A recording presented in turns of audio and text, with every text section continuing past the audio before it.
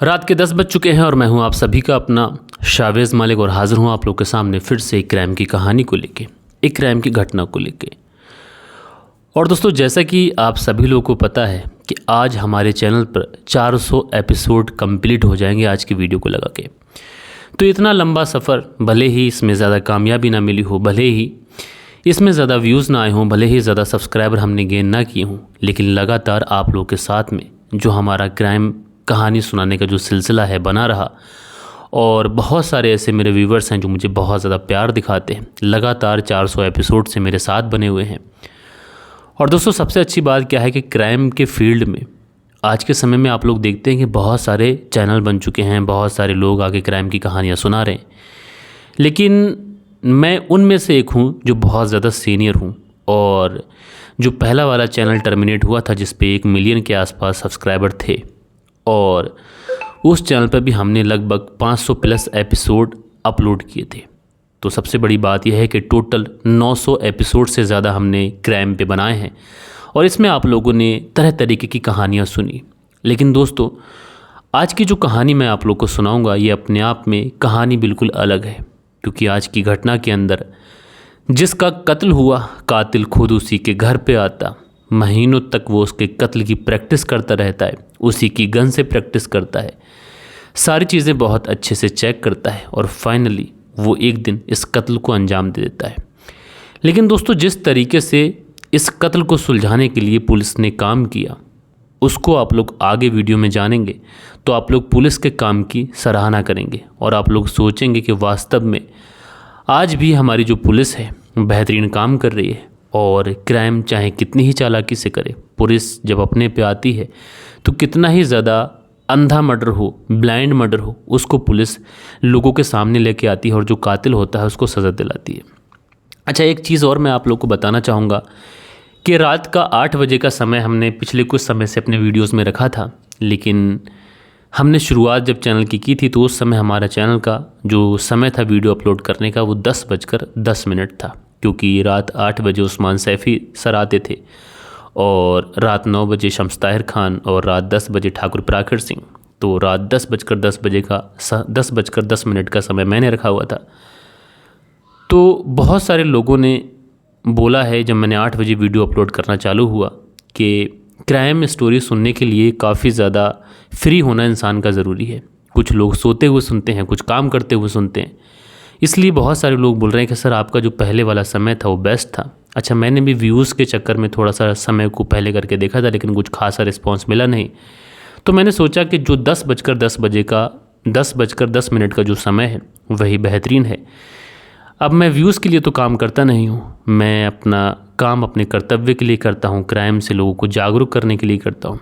किसी भी तरीके की कुछ ऐसी फेक स्टोरीज आप लोग को नहीं सुनाता हूँ कि जिससे समाज में गंदगी फैले या फिर बस लोग मनोरंजन करके निकल जाएं, बल्कि मेरे वीडियोस के अंदर एक सीख होती है ताकि आप लोग ये सोच समझ सकें कि क्राइम होता है और अच्छा काम होता है। तो आज की कहानी को भी सिलसिलेवार तरीके से जानेंगे, बस आप लोग इस वीडियो में अंत तक बने रहिएगा। रात के 10 बज चुके हैं, मैं हूं आप सभी का अपना शावेज़ मालिक और हाज़िर हूं आप लोग के सामने। आज की जो कहानी आप लोग को सुनाने जा रहा हूं, ये कहानी असल में गाज़ियाबाद की है और गाज़ियाबाद में एक जगह पड़ती है नंदग्राम। गाज़ियाबाद नंदग्राम की कहानी शुरू करें, लेकिन उससे पहले हमें चलना पड़ेगा मेरठ। दरअसल इसी मेरठ के अंदर एक जगह पड़ती है फलाबाद, और इसी फलाबाद के अंदर एक परिवार है। परिवार के सारे लोग हैं। एक व्यक्ति हैं जिनका नाम कपिल कुमार है, शादी की उम्र हो चुकी है। परिवार में अच्छे खासे लोग हैं, मेहनत मजदूरी करते हैं, अच्छे से इनके परिवार का जो भरण पोषण है वो हो रहा है, सारी चीज़ें ठीक चल रही हैं। लेकिन इसी बीच में कपिल कुमार के जो परिवार वाले होते हैं वो सोचते हैं कि बेटे कपिल की शादी कर देनी चाहिए, क्योंकि शादी की उसकी उम्र हो चुकी है। आजकल के ज़माने में इतनी उम्रें भी नहीं होती हैं, तो बेहतर यही होगा कि अब इसकी शादी कर दी जाए, क्योंकि माता पिता के ऊपर भी बच्चों की शादी की एक जिम्मेदारी रहती है। और वो भी सोचते हैं कि जब बच्चे अपने पाँव पर खड़े हो जाएं, अपने पैरों पर खड़े हो जाएं, तो उनकी शादी कर दें और उसके बाद में वो अपनी फैमिली को संभालें और हम कम से कम एक रिस्पॉन्सिबिलिटी से बरी हूँ। इसलिए जो कपिल कुमार के परिवार वाले होते हैं उसके लिए एक लड़की ढूंढते हैं। लड़की ढूंढने के बाद में उसकी शादी कर देते हैं। शादी करने के बाद में जो कपिल कुमार होता है अपनी पत्नी के साथ में, अपने परिवार वालों के साथ में हंसी खुशी अपनी ज़िंदगी बिताना शुरू कर देता है। अब चूँकि परिवार के अंदर जितने भी लोग थे मेहनत मजदूरी करते थे, अच्छे तरीके से उनका जो जीवन था वो चल रहा था, सारी चीज़ें ठीक चल रही थी। लेकिन दोस्तों कहीं ना कहीं जब महंगाई का दौर बढ़ता है और महंगाई के इस दौर में उस मेहनत मजदूरी वाली ज़िंदगी में वो शौक़ पूरे नहीं हो पाते हैं जो कपिल कुमार और उसकी पत्नी ने सोच के रखे हुए थे।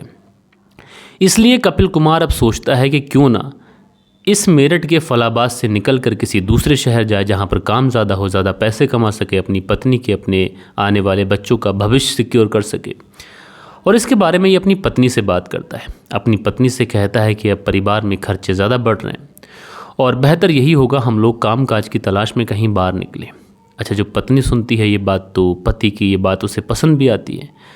वो कहती है कि ठीक है, अगर तुमने सोचा है तो अच्छा ही सोचा होगा। परिवार के बारे में एक व्यक्ति, एक पुरुष जो सोचता है वो एक महिला नहीं सोच सकती। मैं तुम्हारी अर्धांगिनी हूँ, तुम्हारे पीछे पीछे हूँ, तुम्हें जहाँ कहीं भी अच्छा काम लगे मैं तुम्हारे साथ चलने के लिए तैयार हूँ।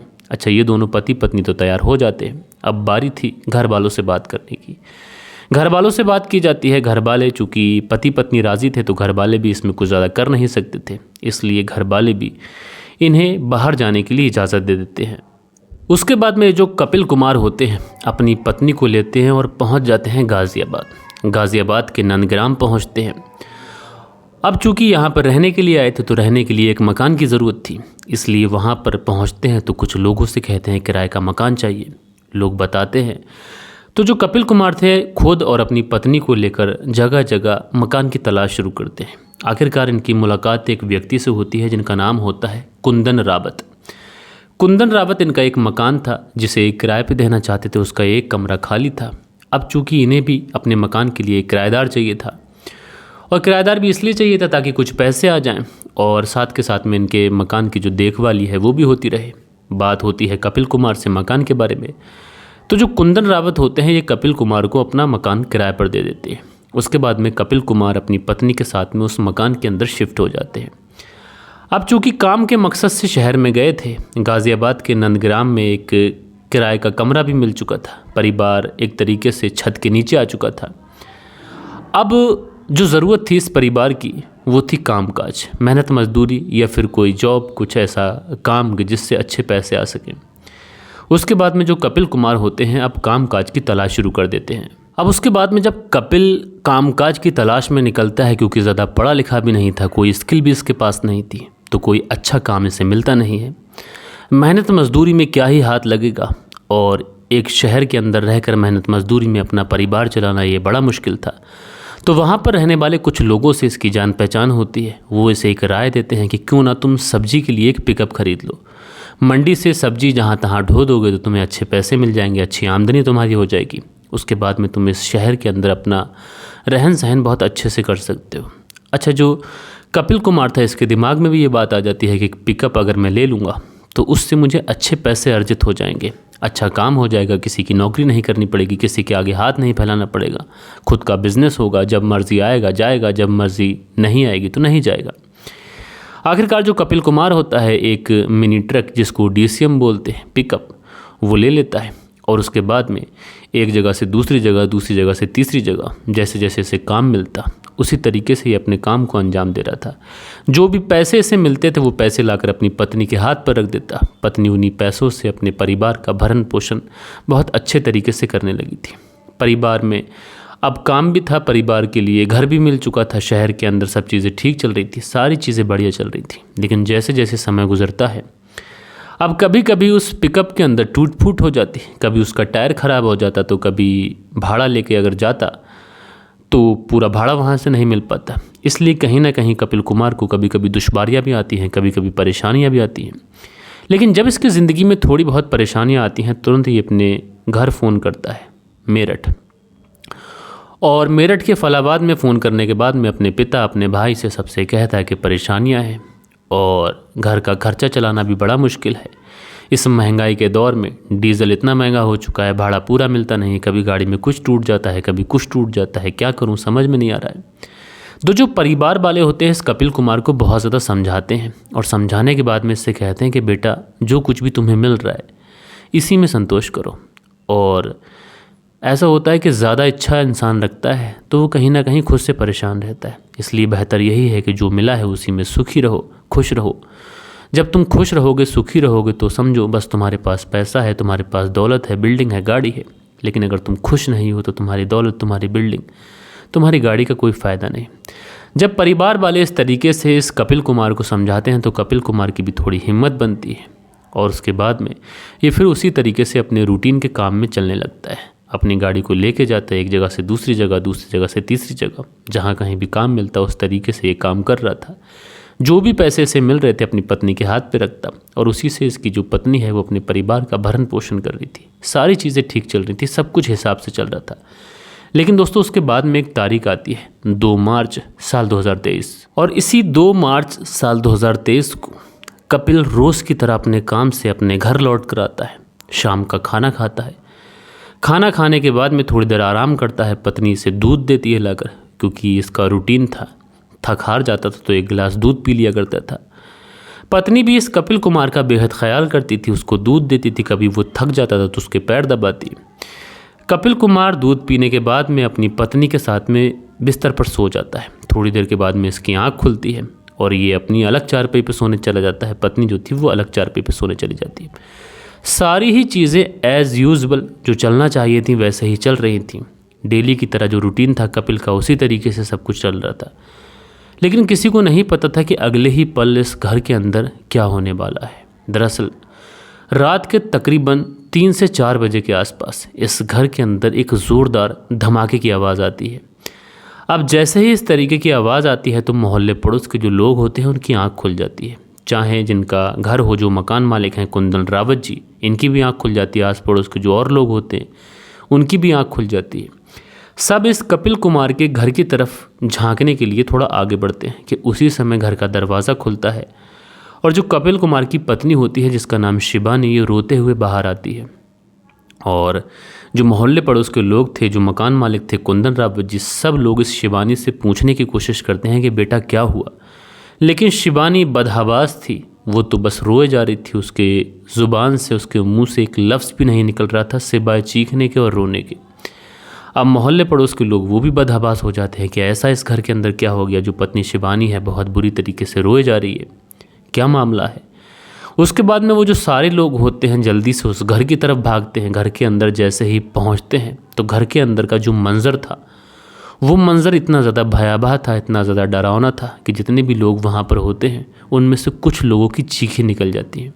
दरअसल चारपाई के ऊपर जो कपिल कुमार हैं ये पड़े हुए हैं और बिस्तर पर खून ही खून है और जितना भी खून है ये कपिल कुमार की खोपड़ी से निकल रहा है और उनका जो तमंचा है बराबर में ही पड़ा हुआ है। यानी बात साफ है कि कपिल कुमार की मौत हो चुकी है और जो तमंचा है वही मौके पर पड़ा है। दीवार पर खून के चीथड़े लग गए हैं। तो जो लोग उस कमरे के अंदर पहुंचे थे इस तरीके का मंजर देखकर वो घबराए हुए तो थे ही, इसलिए तुरंत पुलिस को कॉल कर देते हैं। पुलिस जब इस तरीके की बात सुनती है कि गाज़ियाबाद के नंदग्राम में एक किराएदार ने अपने आप को गोली मार ली है या फिर किसी ने उसकी हत्या कर दी है, क्या हुआ, इस तरीके से डेड बॉडी मिली है, पुलिस वाले भी मौके पर पहुंच जाते हैं। अब चूंकि जो पूरा मामला था, जो क्राइम सीन था, एक तरीके से वो देखने से ही ऐसा लग रहा था कि मामला सुसाइड का है, क्योंकि जो गन है वो भी मौके से ही मिली है। घर के अंदर कोई है नहीं। पत्नी बहुत बुरी तरीके से रो रही है। पति बेड पर मृत पड़ा हुआ है चारपाई पर। इस तरीके से पुलिस आती है। अब चूंकि उस पिस्टल के ऊपर जो फिंगरप्रिंट थे वो भी चेक किए जाते हैं तो वो किसी और के होते नहीं हैं। देखने से ही प्रतीत हो रहा था कि कपिल कुमार के ही ये फिंगरप्रिंट हैं। उसके बाद में पुलिस वाले सोचते हैं कि ये जो मामला है पूरा मामला सुसाइड का है और किसी भी तरीके का कत्ल या फिर किसी भी तरीके की रंजिश की कोई बात सामने आ नहीं रही है। पत्नी से पूछा जाता है कि क्या हुआ था, क्योंकि मामला अगर सुसाइड का भी है तो पुलिस वालों को कुछ तो लिखना पड़ेगा। सुसाइड करने के पीछे क्या रीज़न रहा, क्या नहीं रहा, आखिरकार कुछ तो पुलिस लिखेगी केस बंद करने के लिए। तो पत्नी बस इतना ही बताती है कि पिछले कुछ दिनों से जो उसके पति हैं जिनका नाम कपिल कुमार, ये परेशान चल रहे थे। ज़्यादा पैसे कमा नहीं पा रहे थे, घर का खर्चा, ऊपर से मकान का किराया, कुछ पैसे घर भी भेजना होते, कभी कभी गाड़ी में टूट फूट हो जाती। इस वजह से बहुत ज़्यादा परेशान थे और शायद इस वजह से ही इन्होंने अपने आप को गोली मारकर आत्महत्या कर ली। मुझे नहीं पता था कि वो इतना बड़ा कदम उठा लेंगे, वरना मैं उनके साथ ही सोती, अलग बिल्कुल न सोती।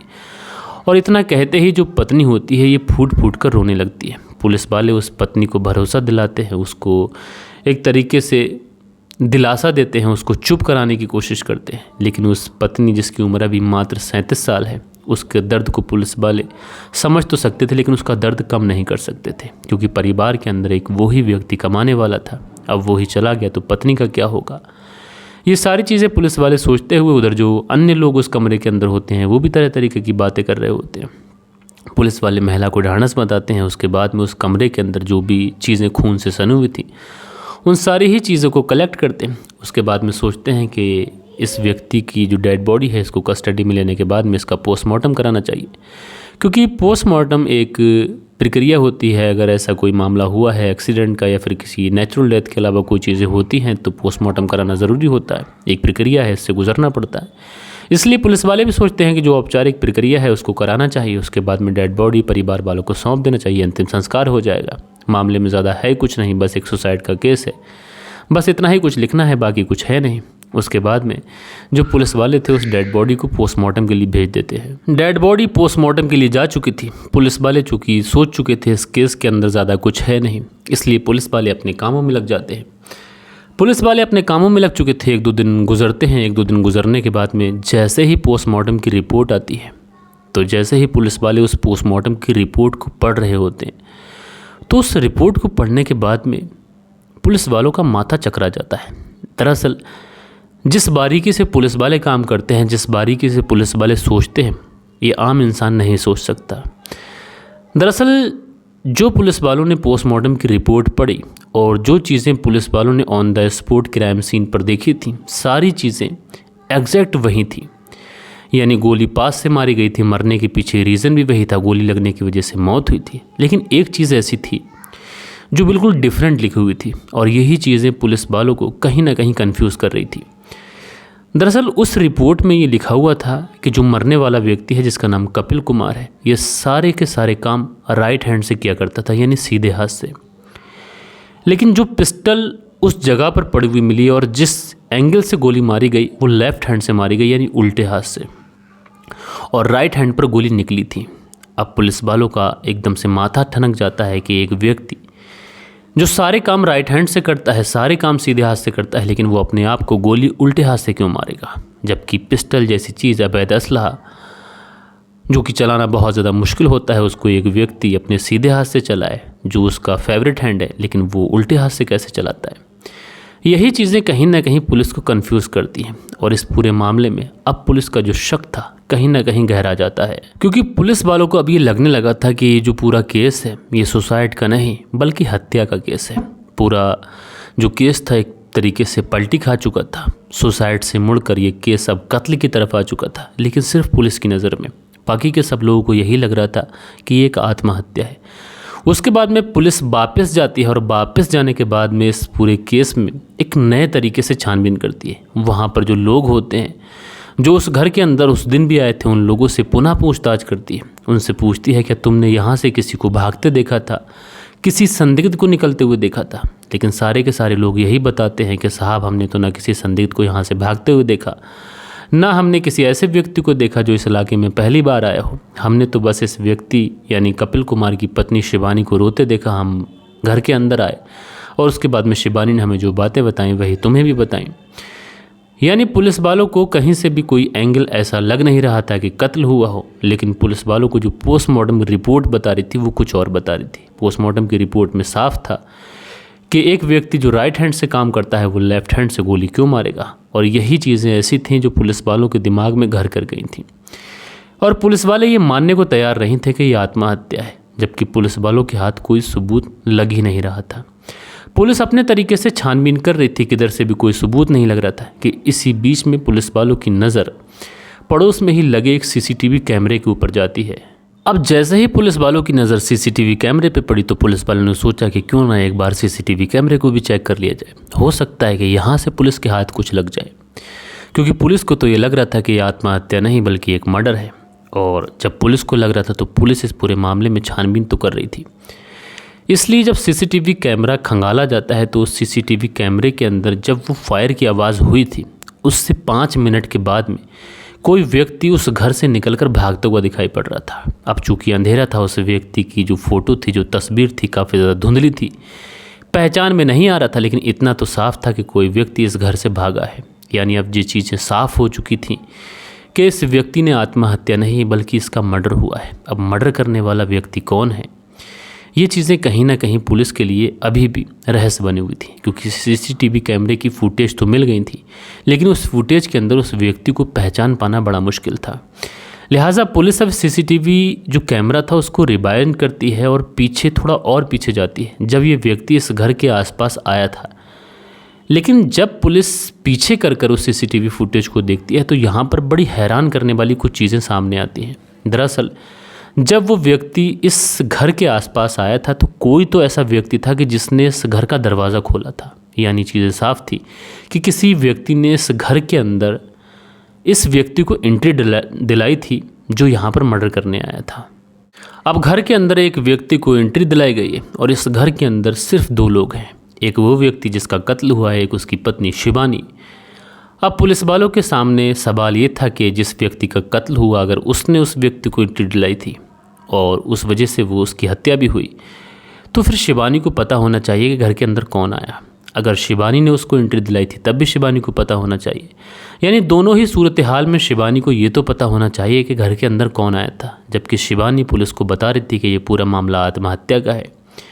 यानी पुलिस बहुत अच्छे से समझ चुकी थी कि इस पूरे केस को शिबानी पलटने की कोशिश कर रही है। लिहाजा पुलिस अब शिबानी को उठाती है। उठाने के बाद में पुलिस थाने लेके जाती है और सीधा सीधा इससे एक सवाल करती है कि वो कौन व्यक्ति था जो उस रात घर के अंदर आया था।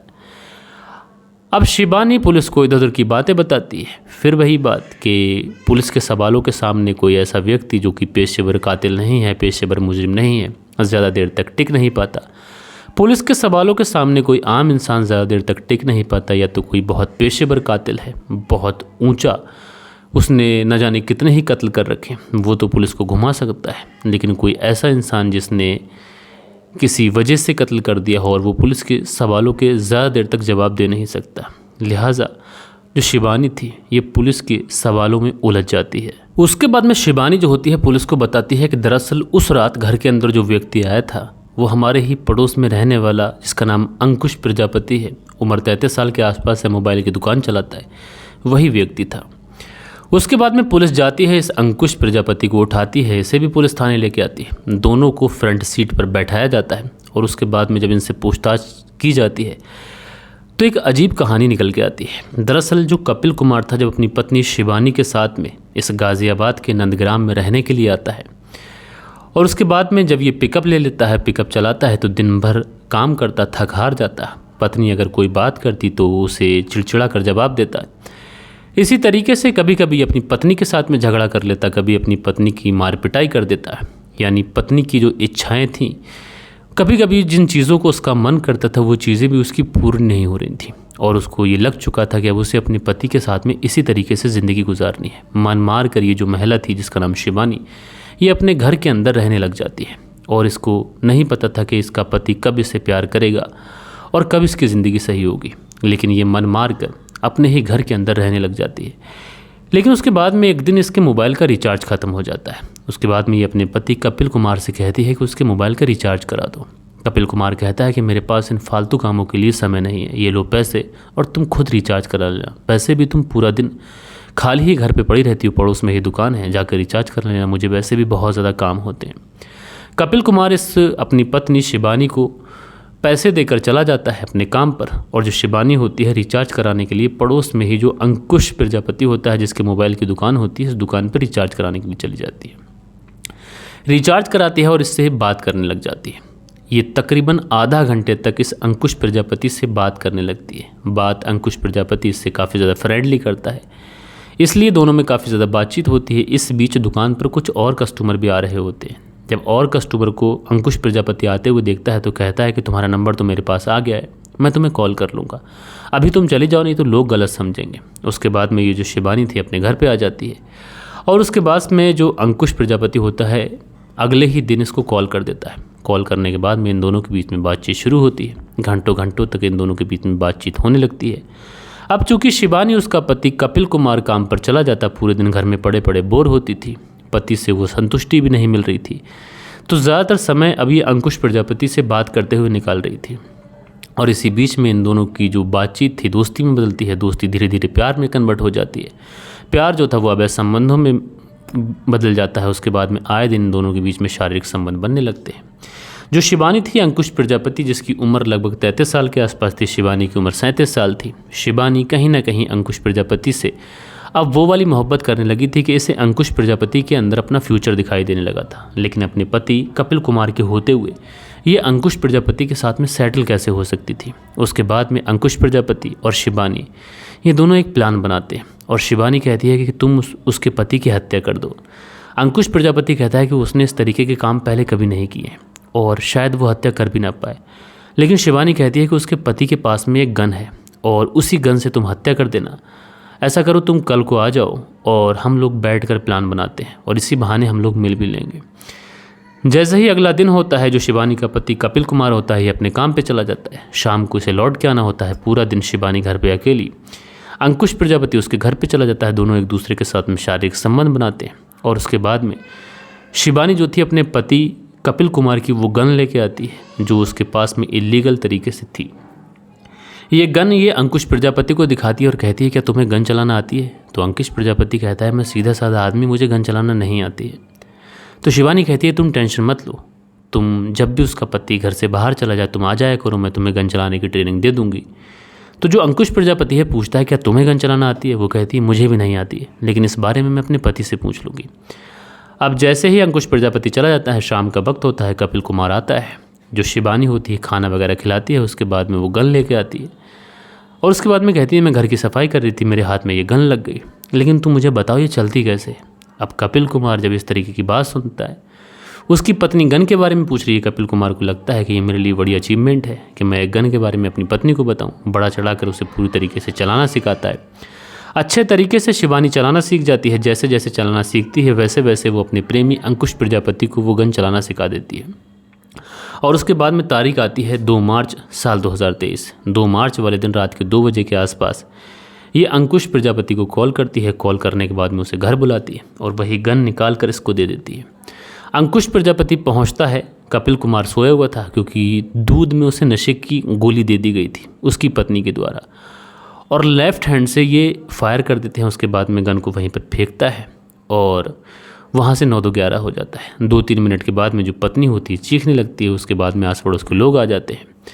कायदे में जो अंकुश प्रजापति था उसे भागना नहीं था, बस उसे लौट के साथ में आ जाना था लोगों के, लेकिन वो भागा।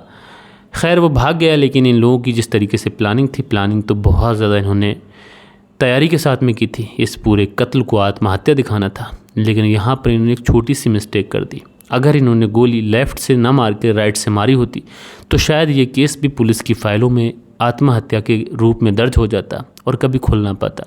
लेकिन कभी कभी यूँ कहें कि पुलिस की अच्छी किस्मत या फिर यूँ कहें कि कातिल की बदकिस्मती, इस वजह से केस खुल गया। बहरहाल आप लोगों ने देखा कि पुलिस ने इस केस में कितने अच्छे तरीके से काम किया और जिस तरीके से अवैध संबंधों का भांडाफोड़ हुआ। आप लोगों ने देखा कि एक महिला अवैध संबंधों में कुछ इस कदर अंधी हो गई कि उसने अपने पति को इस दुनिया से हमेशा हमेशा के लिए विदा कर दिया। अपने पति की ही गन से उससे ही पूछ कर अपने प्रेमी को ट्रेनिंग देती रही, सारी चीज़ें बहुत अच्छे से सिखाती रही और उसके बाद में आखिरकार उसने एक दिन इस कत्ल को अंजाम दे दिया। बहरहाल दोस्तों, आप लोग इस पूरी घटना के बारे में क्या कहना चाहते हैं कमेंट्स करके ज़रूर से ज़रूर बताइएगा। और कल के दिन आप लोग के कुछ कमेंट्स भी हैं, वक्त होता है कि आप लोग के कमेंट्स पढ़ लिए जाएं। सो दोस्तों, हमारे चैनल पर जो कल के दिन कमेंट्स हैं उसमें उमराव सिंह हैं, लिखते हैं मलिक साहब इंसान को साल में एक बार घूमना चाहिए, नई नई जानकारियाँ मिलती हैं, कल क्या होगा कोई नहीं पता। तो उमराव सिंह जी आपने बहुत अच्छी बात कही, कभी कभी लोगों को घूमने भी जाना चाहिए। दिल बहादुर सिंह हैं, लिखते हैं nice story, thank you mister Malik. तो भाई आपका बहुत बहुत शुक्रिया। लाइबा हैं जो लाइक करती हैं और इमोजी बनाती हैं, आपका शुक्रिया बहन। सुरेंद्र शर्मा हैं, लिखते हैं नमस्ते मलिक भाई साहब, नाइस स्टोरी। सुरेंद्र कुमार श्री विजयनगर राजस्थान से, तो आपका बहुत बहुत शुक्रिया। सुनील त्यागी जी हैं, लिखते हैं नमस्कार भाई साहब, रेणु सुनील त्यागी शहना बुलंदशहर से, तो आप दोनों पति पत्नी का बेहद शुक्रिया। शरीफ अहमद हैं, लिखते हैं 400 एपिसोड के लिए एडवांस में कंग्रेचुलेशन। शरीफ अहमद अलीगढ़ टोंक राजस्थान से। तो शरीफ अहमद जी आपका बहुत बहुत शुक्रिया और आपने जिस तरीके से मुझे बधाई दी एडवांस में, मेरे आज 400 एपिसोड कंप्लीट हो गए। लेकिन इन 400 एपिसोड को कंप्लीट करने के लिए मैंने तो दिन रात मेहनत की है, लेकिन आप लोगों का भी बहुत ज़्यादा सहयोग रहा है। आप लोग लगातार मेरे साथ बने हुए हैं, जिसने मुझे मोटिवेशन दिया कि मैंने अपने इस चैनल पर 400 एपिसोड कंप्लीट किए। उसके बाद में संदीप हैं, लिखते हैं सर आप आए पहले पता होता तो मिलने आता। संदीप जी, मैं लखनऊ आया था लेकिन किसी को मैंने बताया नहीं था क्योंकि मेरे पास ज़्यादा समय नहीं था। बहुत सारे ऐसे व्यूवर्स थे जो मिलना चाहते थे, लेकिन अगली बार आऊँगा तो मैं पहले से बता कर आऊँगा और आप लोगों से मिलूँगा। उसके बाद में अगला जो कमेंट्स है संदीप का ही है, लिखते हैं जब आप दूसरी बार आएँ तब मिलेंगे। तो भाई ज़रूर, मैं 1 या 2 महीने के बाद लखनऊ आऊँगा क्योंकि दवा चल रही है और ट्रीटमेंट चल रहा है। आप सभी लोगों को पता है कि पिछले कुछ समय पहले मैं बीमार हुआ था, उसकी एवज़ में मुझे लखनऊ दिखाना पड़ा है। तो सारी चीज़ें ठीक हैं और जैसे ही मैं आऊँगा तो एक बार मिलूँगा। लेकिन मैंने सोच के रखा हुआ है कि एक बार हमारे 100 के सब्सक्राइबर होते हैं तो जो हमारे चैनल पर लगातार लोग जुड़े हुए हैं उनके लिए मैं एक पार्टी रखूँगा और उन सब लोगों से मिलूँगा, ताकि उन सबको भी रियलाइज़ हो कि मैंने उन सबको रिस्पेक्ट दी है, सबको इज़्ज़त दी है। तो दोस्तों मिलते हैं कल के दिन किसी और क्राइम स्टोरी के साथ में। जब तक के लिए अपना ख्याल रखिएगा, देश का ख्याल रखिएगा, परिवार के रिश्तों की अहमियत को समझिएगा। जय हिंद, जय भारत।